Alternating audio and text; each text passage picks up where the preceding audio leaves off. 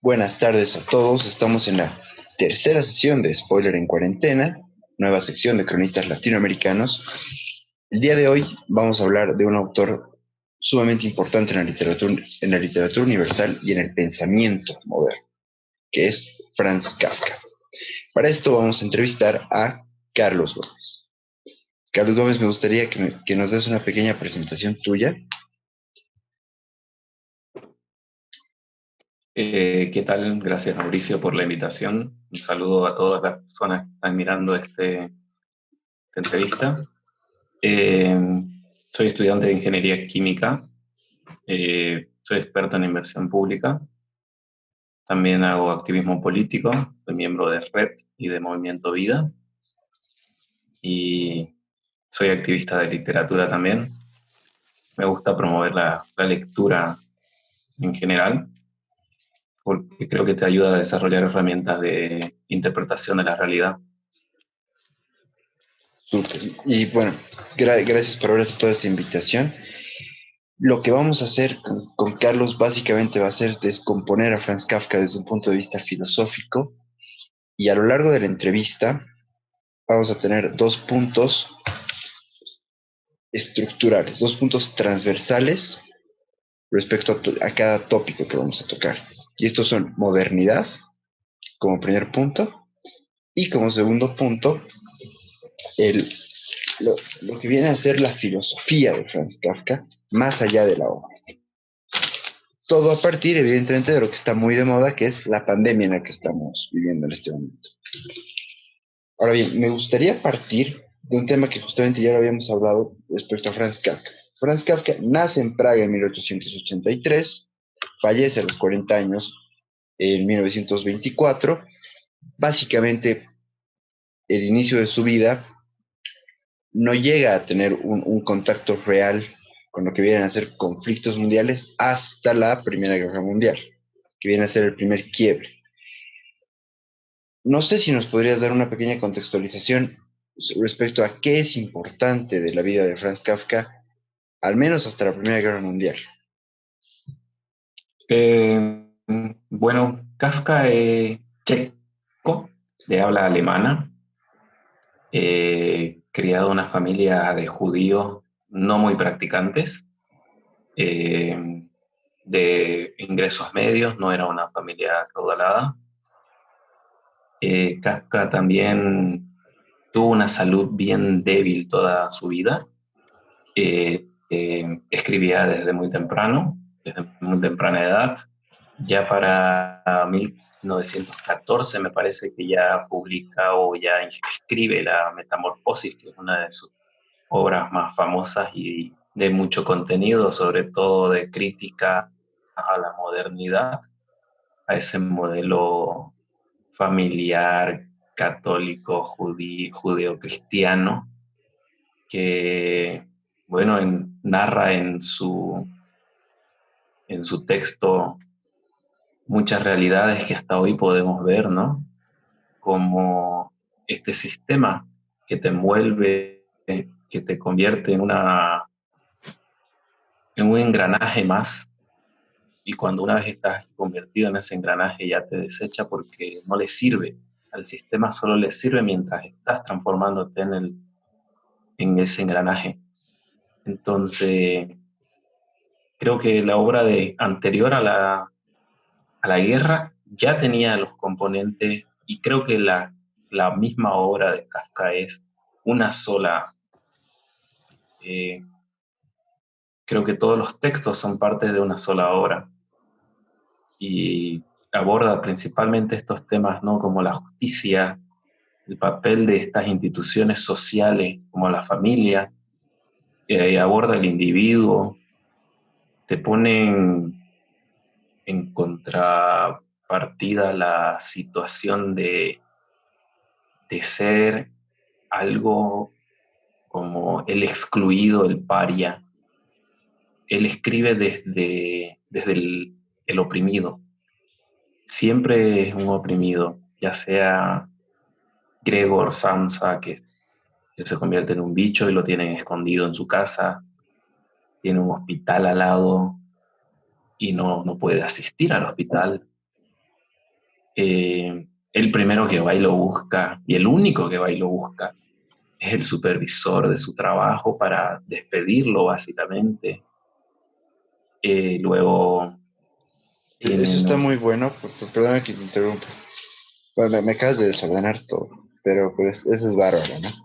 Eh, Justamente algo bien divertido de la metamorfosis, y voy a tratar de empalmarlo a la hora de que yo tenía, es, es como, a pesar de que está, de que Gregory está convertido en un insecto, una de sus mayores preocupaciones es, demonios, voy a llegar tarde al trabajo. O sea, sí, pero es sí de, por su dime, familia. dime. Él se sacrifica porque Gregor no tiene proyecto propio. Ujú, Se da cuenta cuando es hecho ya un bicho que no tiene aspiraciones propias. ujú. Tiene mucho que ver también con la vida de Kafka, que su padre le prohibió poder casarse o pedir en matrimonio a dos chicas. Eso lo pone en la carta al padre, que es una Sí, sí, carta muy sí. dura donde te Pero espera, muestra después vamos a las hablar de la tristezas. carta al padre. Espera, disculpa que te vuelvo a interrumpir. Es que la carta al padre amerita descomponer muchísimo más esto. Me gustaría irme al tema, al punto de lo que viene a ser el confinamiento para Kafka. En cierto modo Bueno, podemos entender, y obviamente dime si estás en desacuerdo conmigo, muchas etapas de confinamiento, muchos grados de confinamiento desde el punto de vista de Kafka. Existe un confinamiento social de la sociedad, pero también existe un confinamiento propio del individuo, ¿no? Del ser del que nos hablabas. No sé si, en primer lugar, si estás de acuerdo con esta división, y si estás de acuerdo, no sé si nos podrías desarrollar un poquito cómo es este confinamiento de la sociedad y cómo es este confinamiento del ser. bueno, la sociedad en el colectivo también confina. Se llama gueto, Ujú. se llamaba judería, se llamaban todos estos espacios donde van los indeseables. En su momento también se llamó leprosario. Ahora parecen esos centros de reclusión de coronavirus, Ujú. donde están hospitales sin nada para atender, pero ahí van y los amontonan cual si fueran leprosos. Eh, También está ese confinamiento que te genera la sociedad, donde te encierra y te sobreestimula con ciertas cosas, te entretiene. Por ejemplo, tenés que buscar la comida, todos los días tenés que levantarte y ganarte el pan para vos, para tu familia, y así te entretenés. Por ejemplo, los obreros, la gente que más tiene que esforzarse y ver cómo generar los ingresos económicos del día a día, no tiene tiempo para reflexionar por qué su situación está así y si es o no legítimo que él no tenga y que otros sí tenga y tenga muchísimo más que él por haber nacido en otro lugar, por haber nacido en otro hogar. Entonces, esto te confronta con la misma sociedad y con tu forma de ser, con tu cultura. Hay culturas que son mucho más rebeldes, hay culturas que son más obedientes. Tiene que ver esto con el individualismo y el colectivismo. Principalmente se puede ver fuerte la diferencia entre Occidente y Oriente, ¿no? Y con esta pandemia lo estamos viendo, ¿no? Esas sociedades donde la gente asume que cada individuo tiene un rol y una función dentro del cuerpo social colectivo, donde te tocan hacer funciones que no siempre te van a gustar, Pero, pero como te asumís parte de un colectivo, perdón que te haces esa interrumpa, tarea. ¿quién, quién asigna este rol? ¿La sociedad? Sí, o sea, la sociedad moderna, por ejemplo, Surcorea, porque esto no es un tema de que esté bien o esté mal, Ujú. porque en ninguna de las dos sociedades se puede garantizar la felicidad de la gente, ¿no? en Corea del Sur tenés la modernidad funcionando en pleno y tenés una tasa de suicidio de jóvenes altísima porque vencidos, están vencidos por una sociedad donde ya no pueden articularse en colectivo para cambiar el sistema político, el sistema económico. En ambos casos, en China también puedes ver lo mismo, que Claro, solo el partido es el fuerte y el resto está atomizado. Y eso promueve también acá en Occidente el sistema o los grupos dominantes, ¿no? La atomización de las luchas, y ahí va metido también el individualismo, ¿no?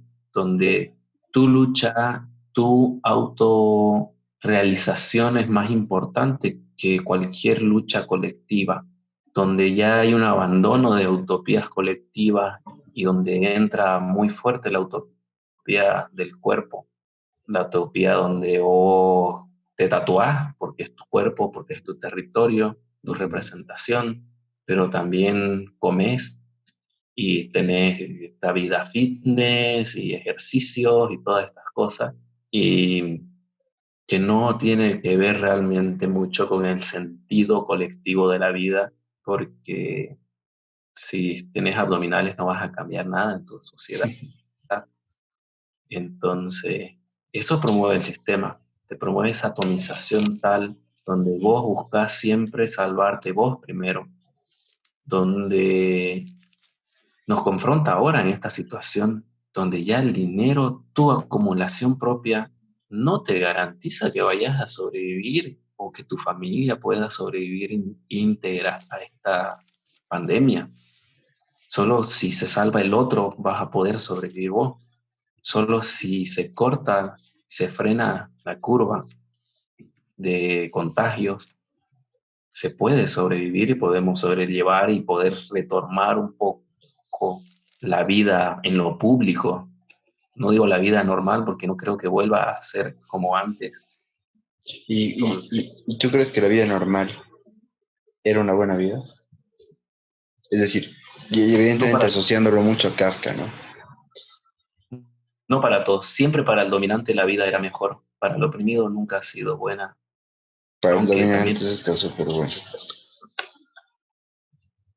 Eh, eh, no dime. son condiciones más que todo materiales la opresión, donde se ve, donde podés contrastarla, pero también la opresión existe, existen jaulas de oro, Claro, claro, no te incluso, garantiza que incluso, vivas en un penthouse, que vayas a ser feliz o que no vayas a sufrir violencia o opresión. claro, totalmente. Y quizás en ese sentido podemos hablar de una opresión del ser, ¿no? Kafka al final sí se refiere Sí, mucho a cómo el ser termina estando, como tú lo pusiste en realidad cuando hablábamos, confinado. Porque, insisto, existe el confinamiento social, pero también existe el confinamiento del ser. Y posiblemente el sí, confinamiento del ser no discrimine, ¿no? sí. Lo que pasa es que primero, que el ser no se lo puede atrapar, no se lo puede englobar. El ser, como menciona Heidegger, es solo lo podemos ver cuando está de retirada. O sea, solo nos damos cuenta cuando está de retirada. Es como si viéramos solo la sombra del ser y nunca podemos verlo al ser en su realidad, en su integralidad.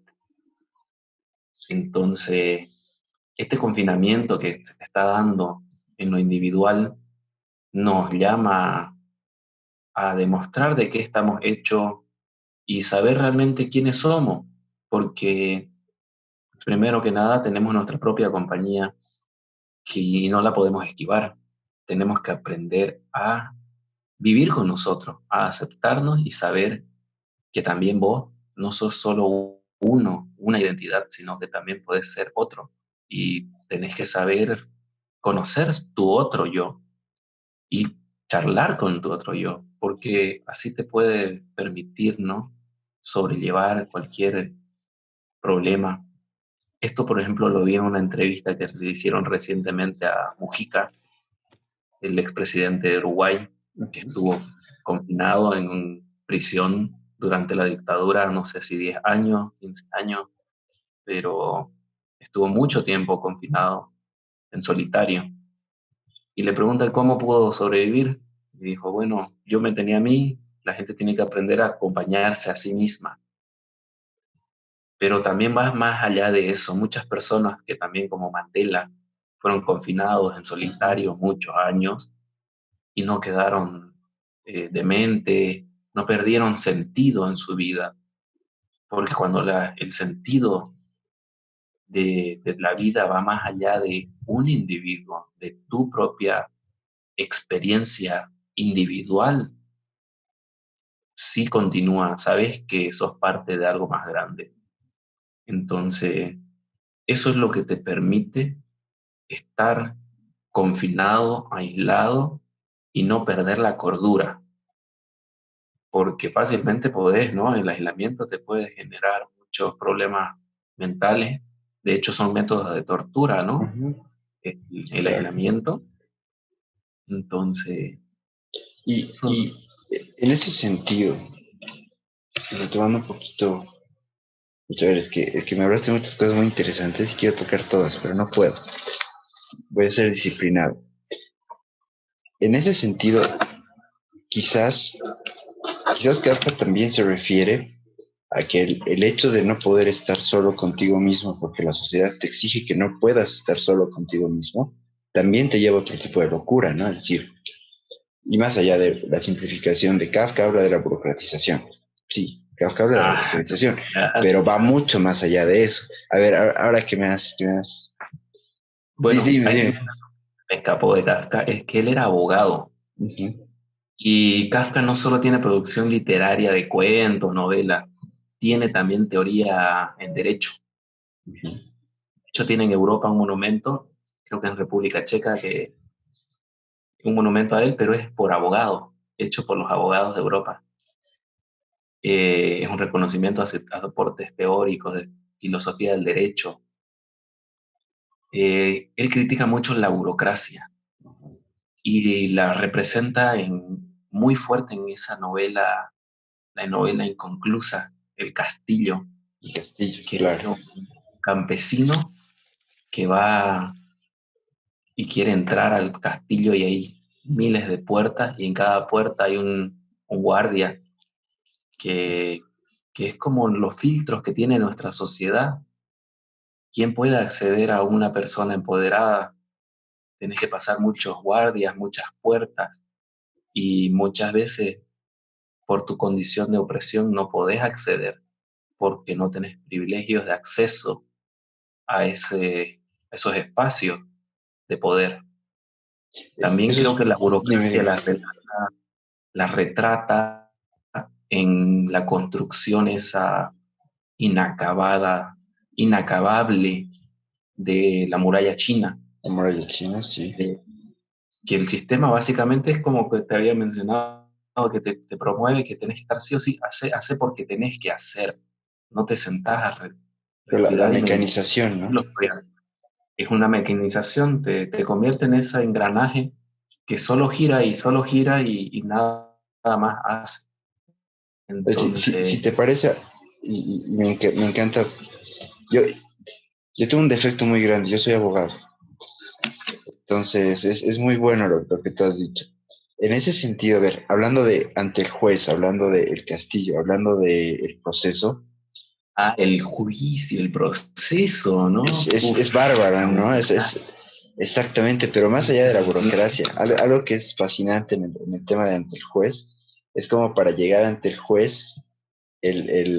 justamente se topa con guardias y los guardias, como tú bien explicas, hay un punto en el que le dicen, yo soy poderoso, yo soy mucho más poderoso que tú, pero por si acaso los otros, esos sí son poderosos, o sea, yo no soy nada en comparación a ellos. Y es muy divertido porque quizás el poder se ha ido escalonando tanto que el poder se ha vuelto los escalones, no sé si me entiendes. Y estos sí, sí, sí, escalones, en cierto modo, son la burocracia. El campesino que dice, ¿y qué? ¿Cómo puedo llegar hasta ahí? Termina teniendo como traba a la burocracia, a los escalones. ¿Y qué es la burocracia en cierto modo para Kafka desde mi punto de vista? el poder. Y a partir de eso me gustaría que me hables un poquito de cómo el proceso demuestra lo kafkiano, ¿no? Inventa lo kafkiano, ¿no? Lo Estas... kafkiano en el proceso, por ejemplo, lo podés ver en la violencia contra la mujer en Bolivia, A ver, eso está muy donde bueno.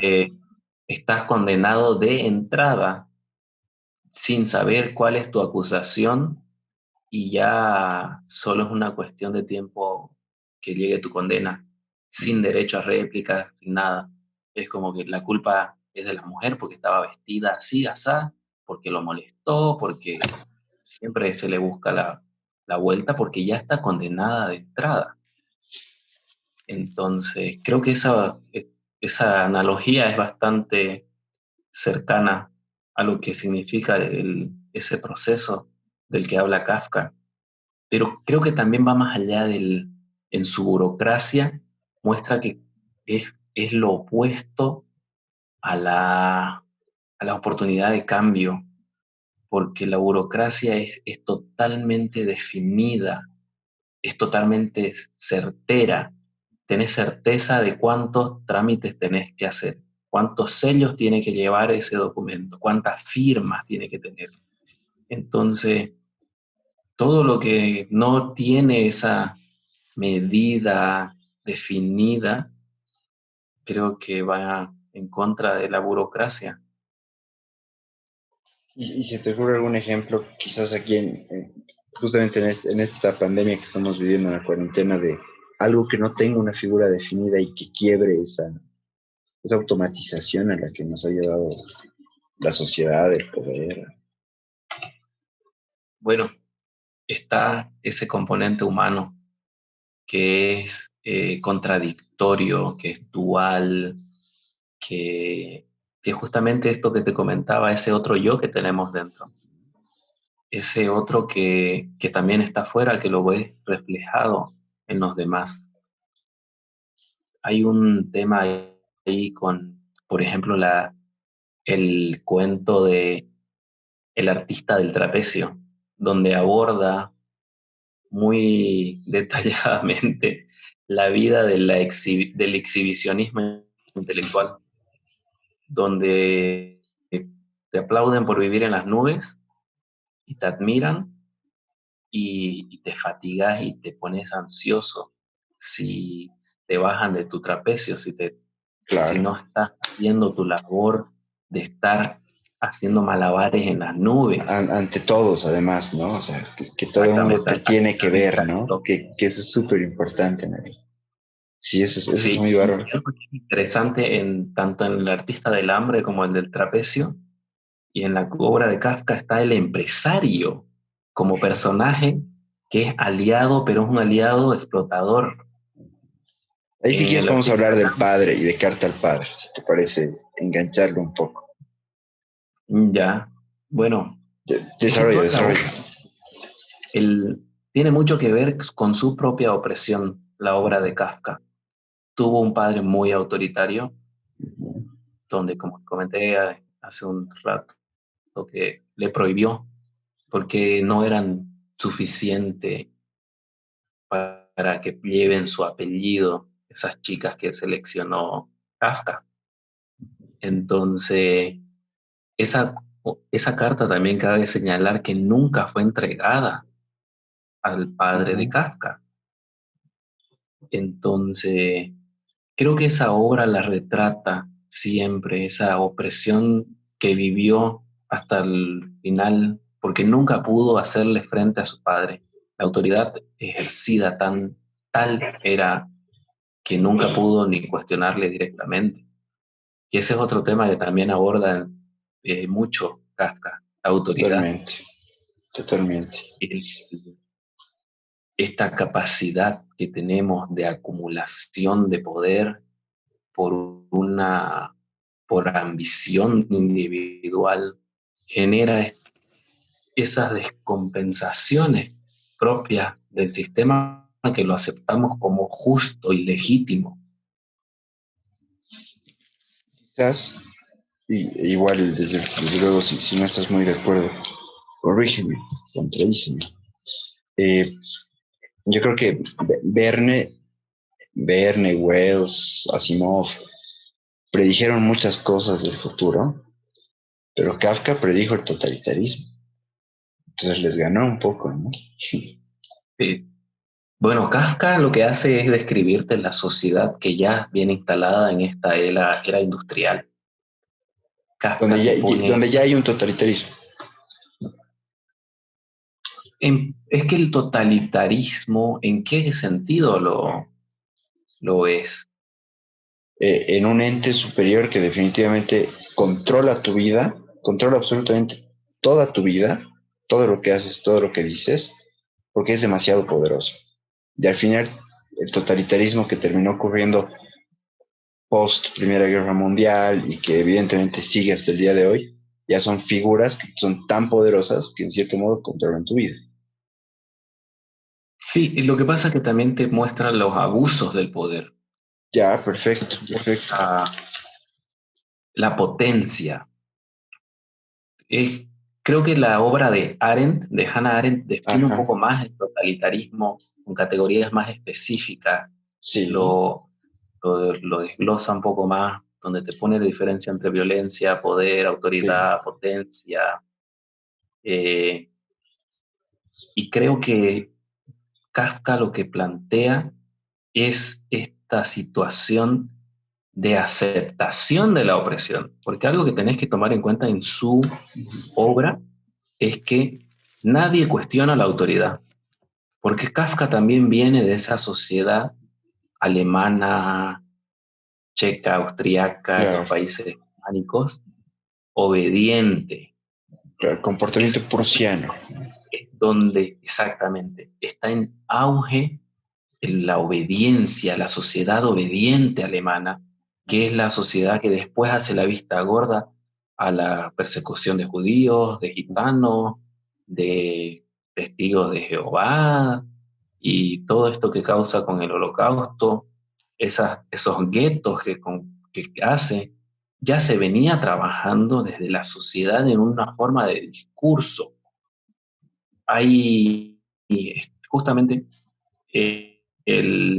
cuando la apresan a Hannah Arendt Ujú. es por tener recortes, por hacer investigaciones de recortes del discurso que estaba en la sociedad alemana circulando, volantes, fanzines, periódicos, columnas de opinión antisemitas. Entonces el antisemitismo estaba en auge, pero a las personas que hablaban en contra eran personas con autoridad, con mérito, y te genera esta sociedad que funciona como un solo cuerpo sin cuestionar, sin autonomía del ser, porque Sin también autonomía del ser, está muy bueno. tú puedes tener autonomía en tu ser, autonomía en tu pensamiento, de decir, bueno, realmente esto está bien o está mal, o hasta dónde está bien, acatar esta orden.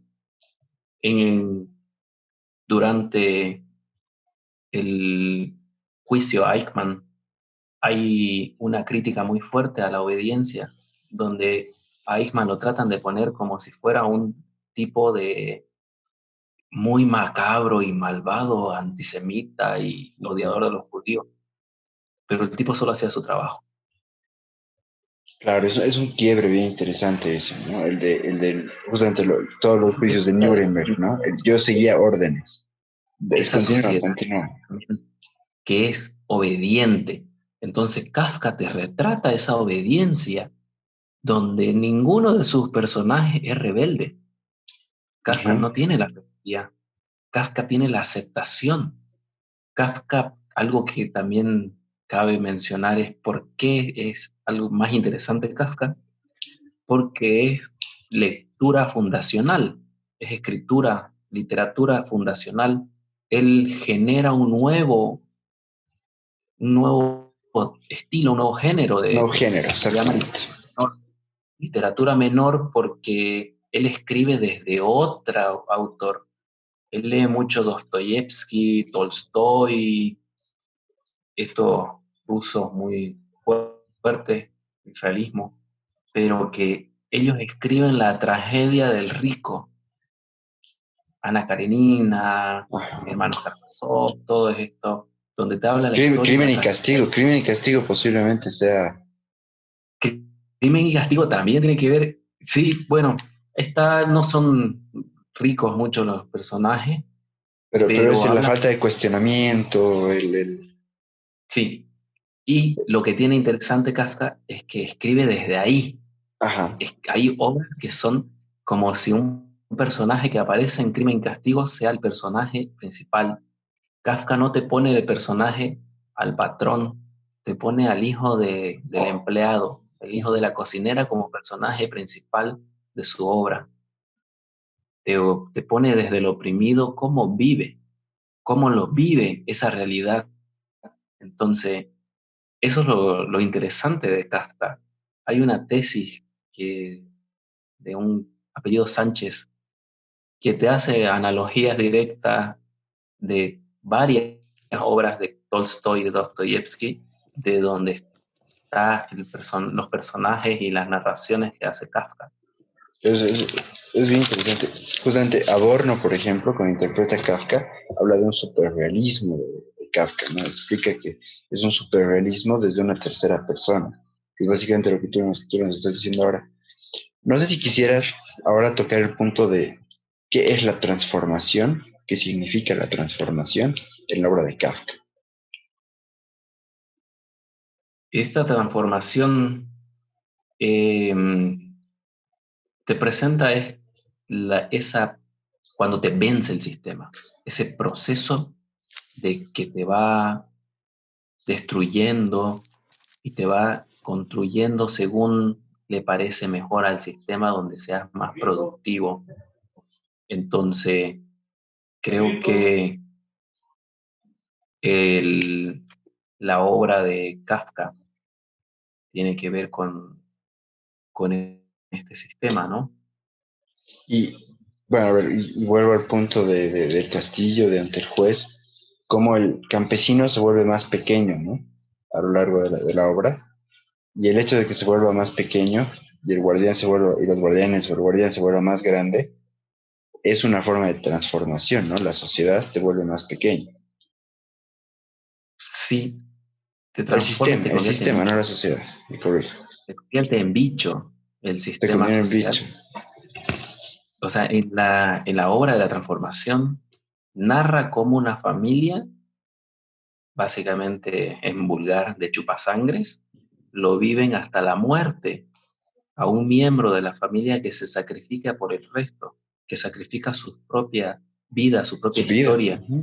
donde no tiene aspiraciones personales, no busca pareja, no busca divertirse, no busca realizarse y busca que los otros se realicen, porque incluso hasta le pagas clases privadas a la hermana para que aprenda violín, la hermana que no estudia, que no trabaja y que la tenían como criándola para Ujú. casarla, para mejorar su situación económica, que al final de la obra hacen eso, es como que, bueno, se murió el bicho, se lavan las manos, botan Claro, el eso es un cadáver spoiler, pero claro, y totalmente. se van a pasear. Y dicen, bueno, hay que buscarle marido ahora a la hija.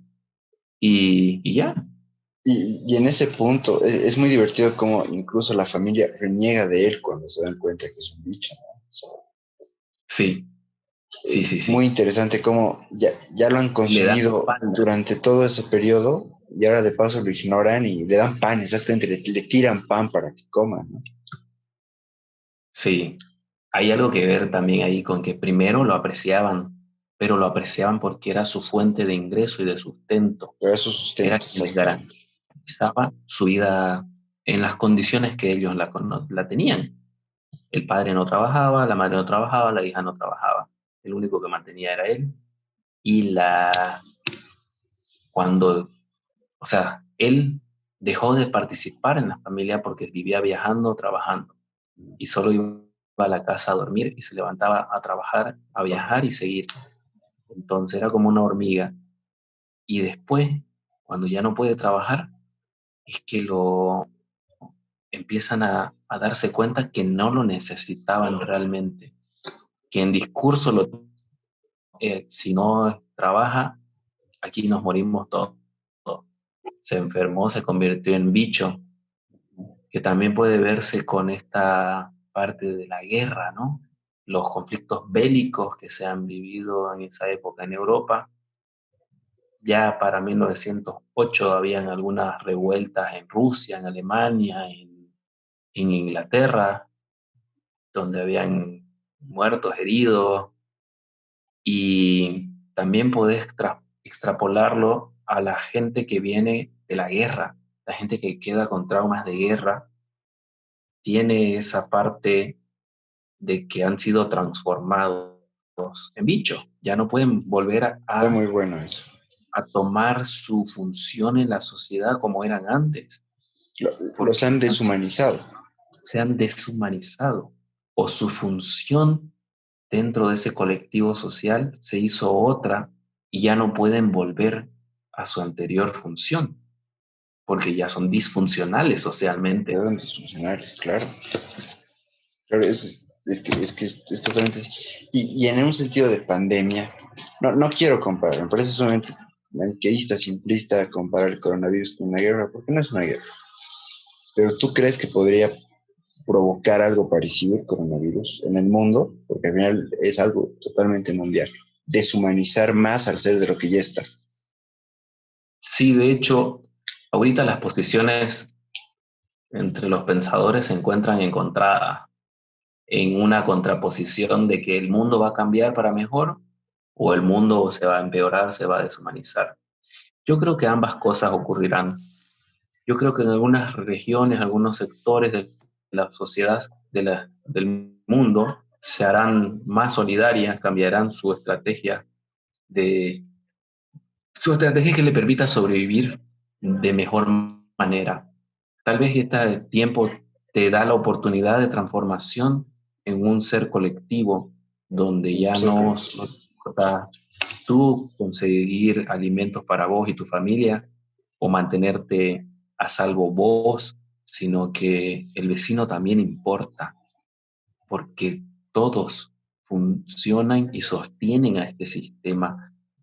Entonces, si no están todos, el sistema no es el mismo y también genera, ¿no?, muchas tensiones sociales, como tiene que ver con este confinamiento obligatorio, donde casi que ahora la la expresidenta del Consejo Municipal y actual alcaldesa de Santa Cruz pide que cierren los mercados. Entonces, quiere una cuarentena donde no se mueva un cepe, pero está prohibido comer. ¿Cuándo empezarán a prohibir nacer? Porque ya hay mucha gente, ¿no? Entonces, hay teorías muy fuertes de que esto se pueda poner, que te pueda demostrar qué tan inhumano y tan miserable pueden ser las personas que están al mando de las situaciones, gente de poder sobre todo. Y, eso, o sea, no te hablo de poder político, Ajá, te, claro, te hablo entiendo. de todo nivel de poder. El que tenga poder hasta dentro de una familia puede ser tirano, porque se puede colapsar el Estado y pueden haber grandes disturbios, ¿no? Por este Claro, tema del claro. hambre, porque más fuerte que el miedo es el hambre. Entonces, no podés esperar que la gente muera de hambre en su casa a puerta cerrada. Van a salir, están saliendo, y creo que no es efectivo ese tipo de medidas sueltas, sino son medidas planificadas y coordinadas, Claro. tanto de parte del Estado y sus instituciones, niveles del gobierno, con la sociedad civil organizada. Creo que los esfuerzos aislados de ambos van a fallar y solo el esfuerzo coordinado entre ambos es la mejor opción para hacer frente a la situación actual de la pandemia, ¿no? Donde te llama a ser, como menciona Paul Preciado en un texto recientemente publicado, donde te dice, bueno, ahora que ya no estás preocupado bueno, a la gente que puede, digamos, que no está Ujú, preocupada por ir a trabajar, porque tiene ahí su ahorro o alguna cosa así, que la clase media está ujú, llamada a hacer y demostrar de qué está hecha y quiénes son realmente. Habrán personas que demostrarán que son egoístas, individualistas, que van a esconderse a su casa y ya, mientras ocurra la tragedia, la ujú. catástrofe, y después verán cómo surfearla ellos solos en la vida. Pero habrá otras personas, y las hay de hecho, que ya están moviéndose y viendo de qué forma se puede ayudar durante este proceso. Porque si bien no es una guerra convencional, sí te genera y te lleva a un estado de economía de guerra, Ujú. donde no está yendo a trabajar un montón de personas, más del 70% de la economía boliviana, de la población económicamente activa, Sí, es no, cuenta propista. claro, es Entonces informal, su ¿no? emprendimiento es informal. ¿Y qué vas a hacer con ellos? No puedes decirle, no coman. Ah, esa es la solución. Entonces, ¿cuándo será la solución matarlos? Pero es más, Entonces, volvemos al punto del valor de la vida humana, ¿no? Justamente, exactamente. y volvemos, y evidentemente todo esto está relacionado con cómo Kafka demuestra que el sistema, no la sociedad, el sistema deshumaniza. Y como tú dices muy bien, hay sitios de poder, y voy a volver al tema de Carta al Padre, donde el padre deshumaniza a Kafka, lo ningunea, y sitios de poder gigantes, no familias como el tema de Kafka, sino gigantes, como puede ser el ejemplo de, creo que te referías a Santa Cruz, no estoy seguro, donde hay un poderoso que definitivamente deshumaniza a tal punto que el ciudadano puede no importar. Tiene que ver con este desbalance dentro del poder, de las estructuras del poder, donde no existe un contrapeso que pueda evitar los abusos. Entonces, creo que el proceso que se vivió acá de lucha democrática y la revolución pitita y todo esto, luego de tener dos candidaturas donde los candidatos y los partidos han sacado sus líderes desde el movimiento ciudadano, creo que lo debilitaron al movimiento ciudadano y no tiene ya una capacidad de poder hacer frente desde una organización civil, porque ahora los que antes estaban de dirigentes, de ciudadanos y coordinando de las bases, ahora están haciendo campaña Ahora son política candidatos, claro. en todo momento. Y algunos que no son candidatos, pero le están haciendo campaña a su candidato y buscan solo que gane su candidato, cuando la elección en este proceso se ha puesto tan incierta. Entonces hay que tomar en cuenta también, ¿no?, las fases que existe en la catástrofe como psicología social, porque hay una parte que es muy parecida a la psicología individual, que es el duelo ante un proceso catastrófico de desastre. La sociedad también sufre como cuando sufrís una pérdida Ujú. cualquiera. Cuando sufrís la pérdida de un ser querido, tenés 5 fases: negarlo inicialmente, luego está la ira, te molesta muchísimo, hasta te molesta el mundo que sea tan injusto, que se ha llevado a esa persona o que ha ocurrido esta catástrofe. Luego está la negociación, donde las personas trata de negociar y de ver, bueno, ¿qué hacemos ahora? Después se trata la depresión, cuando decís, te chocas el Muro, ¿no? Con castillo, la realidad. la Con el castillo, tal y cual. te pones triste. Y que también se pone triste Gregor cuando se da cuenta que lo han abandonado y Que que la familia lo ha abandonado. Ujú. sí. Entonces te da la depresión y luego te viene la aceptación. Cuando decís, bueno, esto es la realidad, la asumo como es y ahora, ¿qué hago frente a esta realidad? Entonces una vez superas esas 5 etapas que Se supera tanto como individuo como colectivo. Se superan esas etapas y estás listo para hacer frente. Pero actualmente este terrorismo de Estado que está promoviendo el gobierno nacional, donde te sacan video diciendo soy el coronavirus y voy a matarte y estoy buscándote y me he matado a las madres y he dejado a abuelos, a nietos sin abuelos, hijos sin madres y no sé qué. Dios mío, es terrorismo de Estado de manual. Eso lo define clarísimo Chomsky Chomsky, y, y solo devela que están desesperados. Se puede ver que hay una desesperación desde las autoridades y no solo las autoridades bolivianas. Hay todo el mundo. muchísimas autoridades gubernamentales en varios países donde están colapsados. En Guayaquil es Claro, una catástrofe en Ecuador, humanitaria claro, en Ecuador es terrible. de otro nivel donde te... Y no es un tema que sea solo que a los pobres les afecta. En Guayaquil, el barrio más afectado es un barrio que es un municipio cruzando un río donde se mudaron los ricos. Es un barrio de gente muy adinerada y paradisiaco.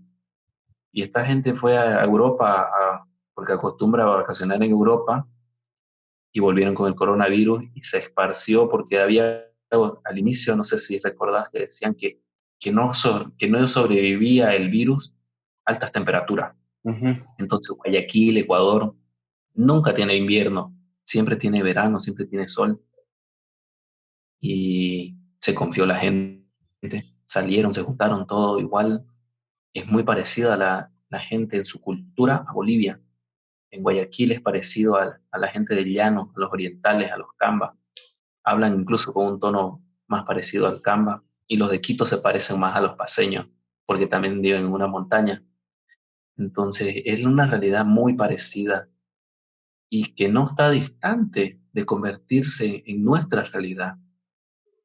Y solo escondiéndonos y diciendo, no, no, no, no, no nos va a pasar, no vamos a hacer nada frente para cambiar esa situación, para que no nos pase con esa magnitud y con ese sistema tan colapsado donde no hay forma, ¿no? de ver lo positivo, lo que ¿Tú está pasando crees, allá.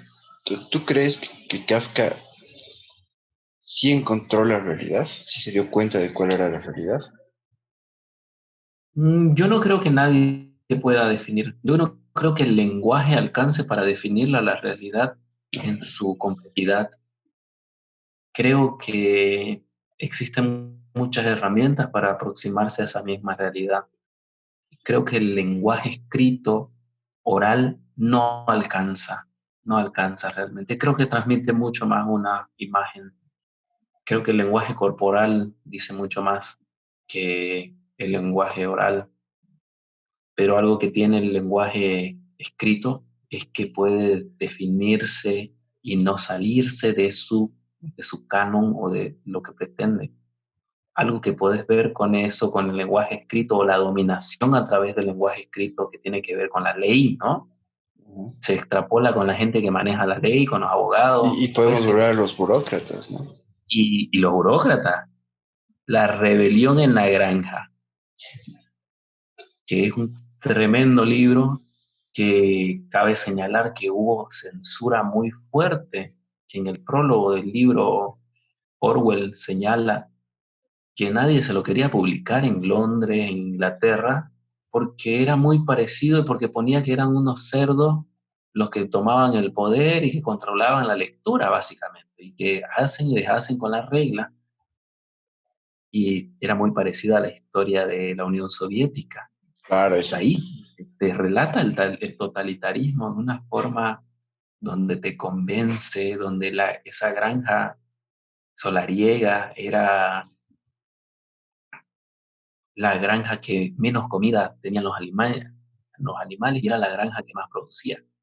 Pero era porque se les vendió la idea de que era de ellos, pero en realidad los cerdos habían tomado la posición del anterior patrón claro. y al final terminan andando dos patas, haciendo todo lo prohibido, durmiendo en las camas con sábana. Claro, claro. La famosa frase, todos los cerdos son iguales, pero hay algunos cerdos más iguales a otros. Sí. Y, y eso se vive en el sistema actual. Y justamente lo discursivo, yo me refería a qué poder tiene. Si bien el lenguaje escrito no alcanza para definir la realidad, alcanza para dominar, alcanza para determinar en letra muerta los límites de tu sociedad. Eso es la constitución, Ujú. esas son las Claro. leyes.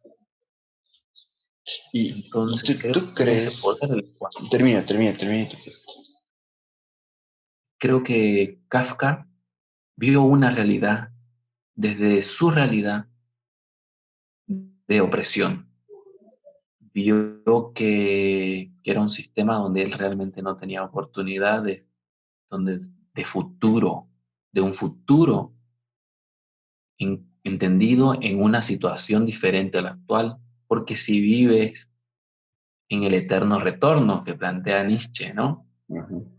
Entonces no hay futuro, está repitiendo la historia, está repitiendo el pasado, y tiene que ver también con los ciclos de violencia que se viven en la sociedad, ¿no?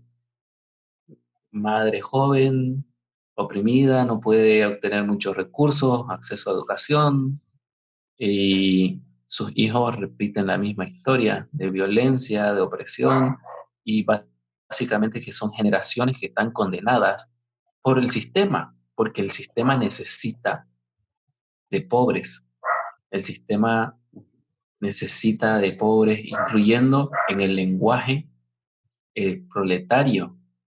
Proletario significa que lo único que podés aportar al sistema es tu prole. Solo hijos podían aportar los pobres al sistema.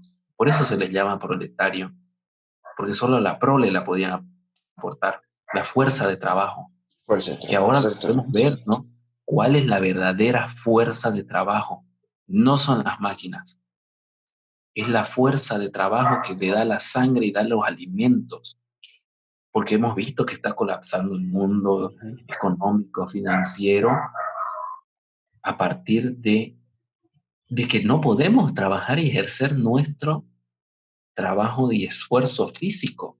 La máquina podría estar ahorita trabajando, pero sin humanos operando no son No sirve. efectivas. El Ujú. sistema no alcanza aún en su sofisticación de sustitución de la fuerza de trabajo con máquina. Actualmente el trabajo está sostenido sostenido en la fuerza manual, en la fuerza del hombre, de la mujer. Claro, el mundo sigue siendo humano, a pesar del sistema y a pesar del poder. Y para pesar del sistema y para pesar del poder, el humano sigue Claro. teniendo un poder muy importante. Tengo una pregunta muy chistosa desde mi punto de vista, que es, no sé si pudieras definir y dar un ejemplo, dar un concepto y dar un ejemplo de qué es lo kafkiano. Y después de explicarme qué es lo kafkiano, insisto, más para ti que algo teórico, que algo dogmático. Y a partir de eso, ¿cómo podrías trasladar lo kafkiano a lo que se vive ahora mismo con el coronavirus en el mundo, si quieres en Bolivia? Bueno, Qué lo complejo. kafkiano es una situación, es la situación del proceso te revela totalmente lo kafkiano. Esa situación de estar condenado sin saber de qué se te acusa, sin conocer al juez y bueno, ya está listo. O sea, eso para mí lo Ujú. kafkiano tiene que ver con eso, y no podés hacer nada para cambiarlo. Por más No que puedes hacer trates nada, por ejemplo. cualquier situación, no podés cambiarlo. Lo kafkiano es una condena previa, sin saber de qué se te condena, pero ya estás condenado. Y no tenés derecho a réplica, ni siquiera saber quién te condenó. Y tiene mucho que ver, ¿no? Creo que extrapolándolo a la pandemia, tiene que ver con esas teorías conspiracionistas, donde los ricos están limpiando pobres. y limpiando débiles del mundo, y porque no alcanza el mundo para todos. Eso está clarísimo desde el informe del Club de Roma del año 72, que se llama el informe Meadows, los límites del crecimiento. Ya para 1972 se tenía previsto que el sistema iba a caer muchas veces por esas burbujas financieras, Sí. porque tiene que ver con ese cambio paradigmático del estado de bienestar al estado neoliberal, donde, y lo estamos viendo ahora, ¿no? En Europa, cómo se vació al Estado, cómo se asaltó los servicios que brindaba de educación y de salud en el estado de bienestar hacia una privatización, diciendo que es más efectiva el emprendimiento privado por los controles y porque cada quien puede cuidar mejor sus intereses en vez de crear una entidad o mantener las entidades públicas. Así también se crea, ¿no?, la educación privada, así se crean los servicios privados, donde ya empezás a diferenciar y a privilegiar, donde podés vos poner a esta gente, como hacen en la India, ¿no? Genera un elitismo tal que te van clasificando desde el primer momento que te llevan a la escuela tus padres, y donde tu dinero no te garantiza que vayas a tener el mejor colegio, Incrementando la porque desigualdad, ¿no? donde tenés que dar un examen. O sea, los hermanos no van a la misma escuela en la India porque no son igualmente de inteligentes, por más que tengan los mismos ingresos, los mismos recursos económicos. Entonces, este tipo de sistemas elitistas te van dividiendo y te va mostrando que es, pues, promover privilegio. Entonces, volviendo a lo que te estaba diciendo, ya en el año 92, 20 años después, vuelven a hacer otro informe, más allá de los límites del crecimiento, donde señalan que no era sostenible más ese sistema. El sistema empieza a caer en el 2000, a inicios del 2000, grandes crisis. En los 90 está esa crisis en Asia fuerte, después cae 2008, y 2008, ahora que claro. tenía hace tiempo hablando, había como Zizek, ¿no? Yo lo he visto como profeta de la catástrofe, de la crisis hace mucho tiempo, que hablaba de la gran crisis, ¿no? Sí, Y sí. la gran crisis. Pero sí, evidentemente, y de hecho ya salió defendiendo la gran crisis en los textos que ha producido durante esta pandemia, Ujú. y donde te pone, bueno, te plantea básicamente que hay una oportunidad grande de cambio, porque esas oportunidades te brinda la crisis, siempre te brinda una oportunidad de cambio, te lleva al límite, te lleva a ese lugar donde ya no podés más y necesitas cambiar la situación porque ya no te es congruente, no te sirve, no te es funcional para vivir tranquilo o vivir dentro de tu sentido. Y creo que tiene que ver con esto, ¿no? Con que esta pandemia, dentro de esta teoría conspirativa, alguien te condenó, ya sabes que estás condenado, no sabes quién fue, no sabes por qué fue. Eso me parece que es lo kafkiano que se está dando. No sabes quién te condenó, no sabes por qué fue, no le podés reclamar, y lo único que te queda es aceptar, porque es una situación que no está en tus manos. No sabes a quién recurrir para cambiarla. La conclusión es el coronavirus es kafkiano. Sí. Y es que lo es. Algo muy importante es justamente el tema de la impotencia, ¿no? Kafka en sus libros es muy impotente. Sí. Nunca consigue lo que quiere, o sea, en serio, nunca consigue lo que quiere. Bueno, el artista del trapecio sí lo consigue. El empresario sí El empresario, tienes toda la razón, tienes toda la le da razón. un segundo trapecio, porque algo que hay que señalar ahí es Sí, que es que es un trapecio cuento muy, es un cuento muy bueno. Sí, es un por columno. favor. Entonces, uno cuando empieza a leer se imagina el trapecio, porque el trapecista son dos. Los trapecistas para Claro. que funcione son dos, uno que te recibe y el otro que se Ujú. lanza. Pero el tipo era solo uno y tenía un solo columpio. Entonces, la gente le aplaudía porque se columpiaba en las alturas. Y el empresario le dice, bueno, estás muy triste, te voy a regalar otro columpio. Entonces, y consigue, o sea, consigue su segundo columpio y queda feliz. Claro. Creo. Y, Y también el y, cuento de la muñequita, también es un cuento donde acepta. Se trata de una niña que ha perdido su muñeca y está muy triste, la encuentra Kafka en una plaza y la niña le cuenta que ha perdido a su muñeca. Y después vuelve Kafka, creo que a la semana, no sé, a los días, a encontrarla a la chica, a la niña, y le trae otra muñeca. Y le dice, toma, aquí está tu muñeca. Le dice, pero esa no es mi muñeca.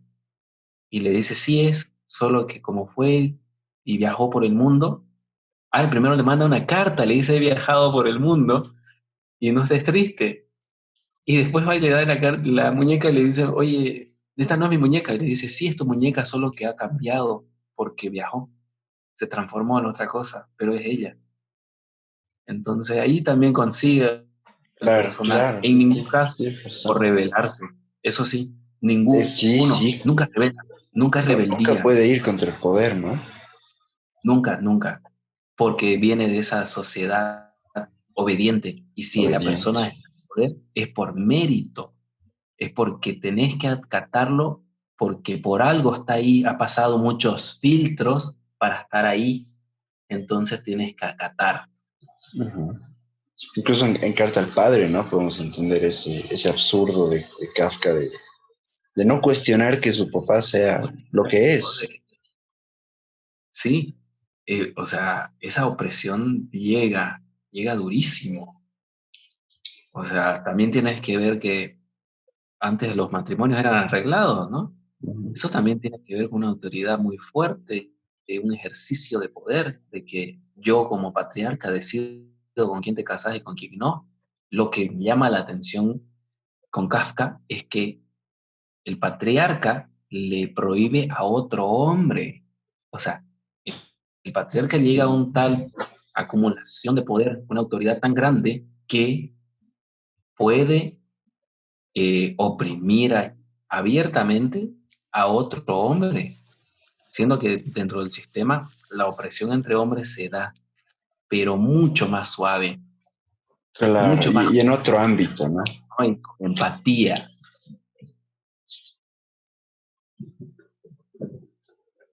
Justo antes de finalizar, a ver, ¿tú crees, ya hablando desde el punto de vista de la vida de Kafka, ¿no?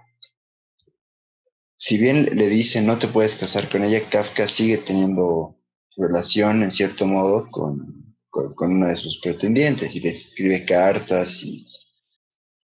¿Tú crees que es un acto de rebeldía o no llega a ser un acto de rebeldía? El seguir comunicándose con ella, el seguir tratando de hablar con ella.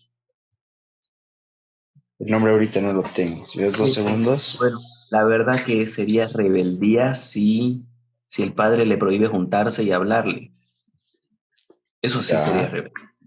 Pero según la carta, solo le prohíbe casarse o no sé. No es tan claro en la escena de cómo se dio esa situación. Solo dice, me has prohibido que me case porque no eran suficientes para llevar tu apellido, a pesar de que no tienes fortuna, ni tampoco tienes renombre tu claro. nombre. Tu apellido no sonaba ni tronaba Y volvemos al y elitismo, ¿no?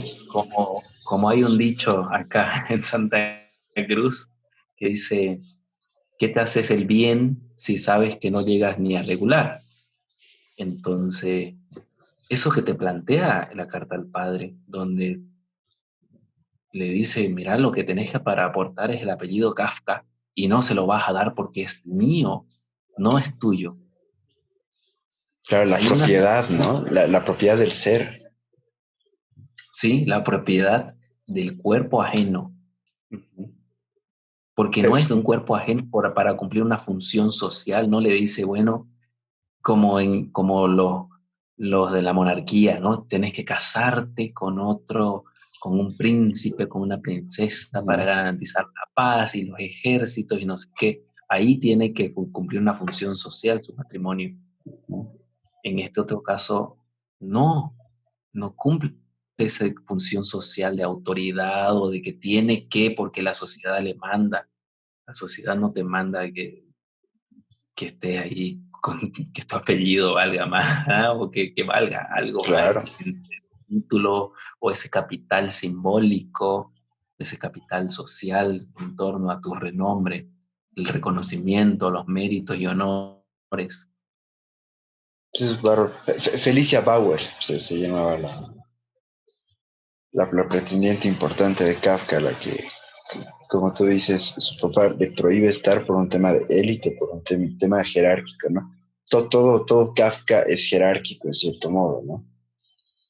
Es que Dime, el dime. padre viene de una tradición judía más conservadora. Ajá. Si bien la familia como tal de Kafka no era No judía ortodoxa. Ajá. conservadora, su padre sí venía de ese origen. Y la tradición judeocristiana es tremendamente patriarcal, Ujú. donde te dice honrarás a padre y madre como un mandamiento, y también te manda, ¿no? Hay de quien se rebele contra sus padres, ¿no? Que Dios no te va a bendecir. Entonces te pone una situación de patriarcado muy reforzado en la tradición judeocristiana. Y también en los semitas, ¿no? Podría ampliarse hacia los semitas, porque no es solo los judíos cristianos, también los árabes son tremendos Claro. patriarcas. Creo que el patriarcado va más allá también con tradiciones indígenas y todo, pero dentro de nuestra cultura hegemónica occidental, el patriarcado está mucho más retratado y legitimado desde la Biblia. Claro, sí, sí, sí, estoy totalmente de acuerdo. Bueno, Carlos, en primer lugar, muchísimas gracias por esta entrevista. Espero que la hayas disfrutado, espero que todos la hayan disfrutado. Yo la disfruté mucho, fue sumamente interesante, hablamos de todo, fue genial. Me gustaría que nos des una última reflexión respecto a Kafka, modernidad y pandemia. Gracias, yo también he disfrutado muchísimo de esta entrevista. Eh, el mensaje especialmente para los jóvenes, ¿no? Que somos el grupo con mayor oportunidad de sobrevivir a la pandemia por las propias características que nos da la juventud, la fortaleza de la juventud. Creo que estamos llamados a demostrar de qué estamos hechos y quiénes somos. Creo que estos momentos son cuando uno llega a saber quiénes son quiénes y para qué sirven. Creo que es un momento de reflexión y de aceptación de uno mismo, de construcción de uno mismo, de aprender a verse y encontrarse sus propias fisuras en su sentido. Hay que ver también cómo nos asumiremos luego. Creo que hay un reto ahí grande de pensar y de oportunidad de plantear horizontes diferentes, realidades alternas. Creo que esta situación nos plantea estas oportunidades. Espero que en algunos lugares del mundo puedan darse este tipo de planteamientos y emprendimientos donde se pueda generar sistemas diferentes, donde se pueda reproducir este tipo de sistemas que existen ya, pero están muy oprimidos en una situación de precariedad frente a la cultura hegemónica, principalmente domina a través del dinero, ¿no? De esto que tiene que podríamos hablar otra hora de cómo te domina el dólar, por ejemplo, o cómo la moneda, cómo ese sistema se inventó dinero, un valor del aire y se sostiene en confianza. Ojo, que hay algo que ver aquí, que el sistema tampoco es que esté acabado totalmente, porque se basa en confianza. Entonces, ¿confianza en qué? Ahí está el problema. Se va a mudar. Yo creo que va a haber una migración fuerte del patrón eh, petrodólar, porque ya hay una guerra comercial muy fuerte establecida entre el bloque oriental y el bloque Claro. occidental, porque Ajá. ya no podemos hablar de que es contra Estados Unidos, China, China, porque ha sí. entrado Rusia, Arabia Arabia Saudita Saudita, claro. en franca confrontación de precios y de producción. Entonces, donde también se ve afectado por su lado Estados Unidos con el fracking, que ya estaba básicamente descartado por la industria petrolera y descartado por los inversores sobre todo. Los inversores no estaban confiando en el fracking porque son tecnologías nuevas y no se tienen registro de pozos acabados. Entonces, no sabes cuánto realmente, cómo es la vida de un pozo de fracking. Solo sabes que tenés que invertir todo el tiempo porque son altas profundidades y tenés que estar todo el tiempo perforando, todo el tiempo fracturando, y eso era en base a dos patentes, o sea, dos empresas que tienen las patentes para hacer este tipo de explotación. Y cabe resaltar que estas son dos empresas norteamericanas. Entonces, Estados Unidos promovía el fracking, que era solo rentable si se mantenía en una franja de precio, creo que de $40 hacia arriba, dependiendo del lugar.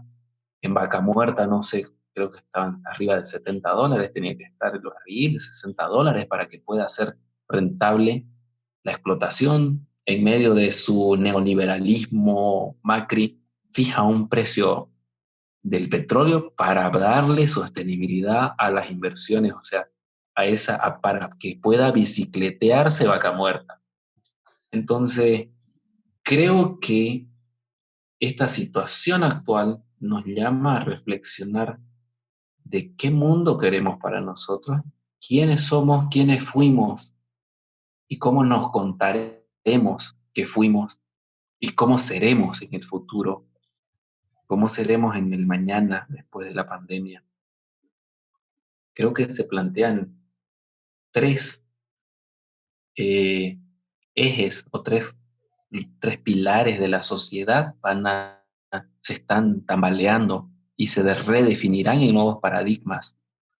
Narrativa de historia, narrativa teológica y narrativa filosófica. Tu, tu historia de quiénes somos, a quién obedecemos y por qué existe este orden, la teología, ¿no? Que te explica lo que la racionalidad y el experimento no puede explicarte, te explica lo que no sabes cómo acceder a entenderlo. Y lo filosófico, el papel de las personas, del individuo, frente a la sociedad donde se plantea quién soy yo para mí. Creo que esas tres bases de la sociedad están tambaleándose muy fuerte por la Súper, pandemia. súper. Me gustó mucho tu última reflexión, sobre todo el punto de buscar un nuevo horizonte y comprender cuál es el sistema. Nuevamente, muchísimas gracias por esta entrevista. Gracias a todos los que nos están viendo. Y hasta la próxima. Y espero poder tenerte pronto, Carlos. Un gusto. Un comentario más. Claro que sí.